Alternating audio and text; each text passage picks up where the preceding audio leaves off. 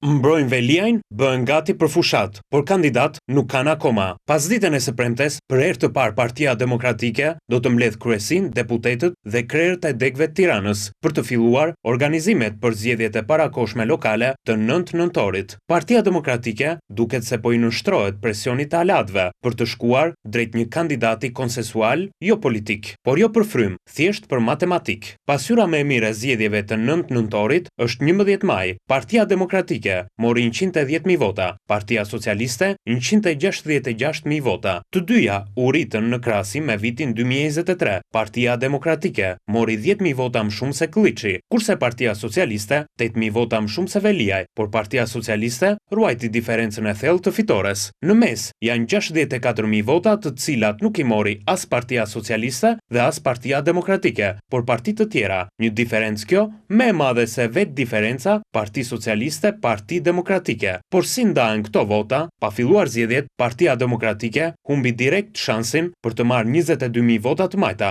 sepse 10.000 e pak i përkasin Lëvizjes Bashkë të Arlind Qorit, e cila do të dalë me kandidat më vete, kurse 11.000 e pak të tjera janë të Tom Doshit, që me shumë gjasa nuk shkojnë tek Partia Demokratike. Berisha po negocion për 31.000 vota të djathta të Lapajt, Shabanit dhe Sheajt, ndërsa për të mos haruar janë edhe 10.500 vota të koalicionit Euroatlantik dhe djathtas për zhvillim, apo partive tjera opozitare, por gjithë këto kanë një kusht, kandidatin. Pra, me një kandidat konsensual, doktori do të shkonte në kuotën e 152.000 votave. Një rritje me 42.000 vota e pamjaftueshme përballë Partisë Socialiste, por e përballueshme si humbje për shkak të imazhit të bashkimit. Partia Socialiste me votat e Partisë Social-Demokrate do të shkonte në 177.000 vota, me kushtin që Tom Doshi të hiqte mërzin me qeverinë qendrore dhe të haronte bashkëpunimin e dikushëm me Veliajn, por çdo llogari rrëzohet nga parashikimi i doktorit. Unë kam parashikimin tim, farsat janë farsa dhe nuk janë zgjedhje.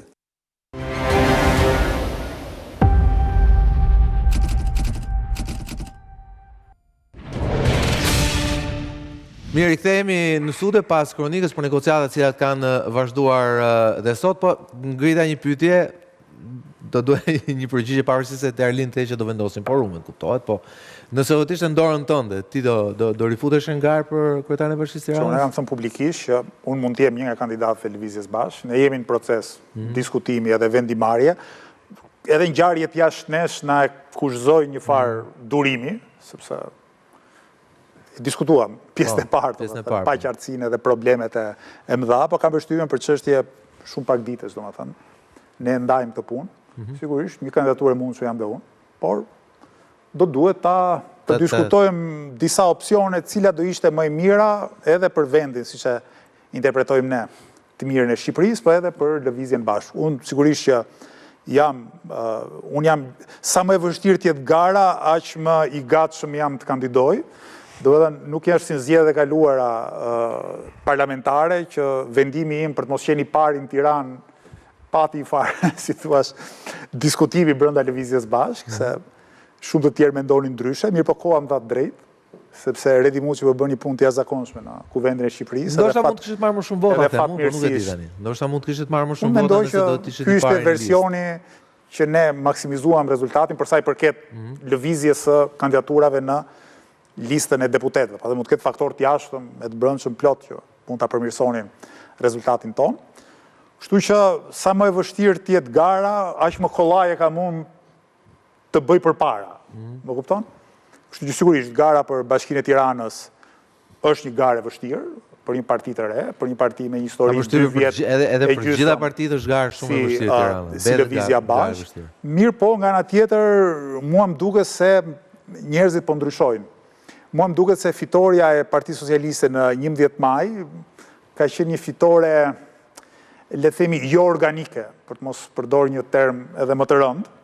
Jo organike është çdo fitore ku një pjesë e madhe atyre që të votojnë duke sharë në përdhëmb, të votojnë duke mbyllur hundën, të votojnë duke pasur 700 gjëra tjera në kokë, e thonë prapë se prapë hajde edhe kësaj radhe për një... E shiko Lela çfarë keni bërë njerëzve? Për një interes apo për një interes tjetër të vogël, prandaj duke mos qenë në interpretimin tim një fitore organike, pra nuk është se 83 në 140 shqiptar janë duke duar trokitur me zemër për Edi Ramën dhe për arritjet e qeverisë, e përpasoj fitoria është organike dhe Edi Rama do ndije i sigurt në krye të qeverisë. Mundësit janë, qytetaria e Tiranës besoj është e para, e ka treguar historikisht që është e para që mirëpret të ren, edhe rezultatet në zgjedhjet e 11 majit, apo ti mbledhësh partit jashtë dy partive të mëdha, në Tiranë kanë pas, po ti mbledhësh gjithë përqindjen, kanë pas përqindje dukshëm më të lartë se në çdo zgjedhje. Problemi është ju zbëhen e bashkë. Tjetër. Edhe këtu, nuk e di fatmirësisht apo fatkeqësisht, ngjarjet mua m'japin drejt, sepse kam thënë para zgjedhjeve, kam dhënë argumente sepse Lëvizja Bashkë nuk mund të bashkohej me partitë tjera të reja, edhe dolën që u zunë për një cop deputeti, e u shane, u sikterisën me njëri tjetrin, edhe po ta kisha bërë atë gjë përpara, do isha dhe unë tani duke pasur hallën ateze në Kuvendin e Shqipërisë. Pra, kur ke të drejtën e kur jenë rrugën e së drejtës e kur thuat vërtetën, megjithse mbase një pjesë e njerëzve nuk të kuptojnë fillimisht, ngjarjet t'japin për krajen edhe pranimin e qytetarëve.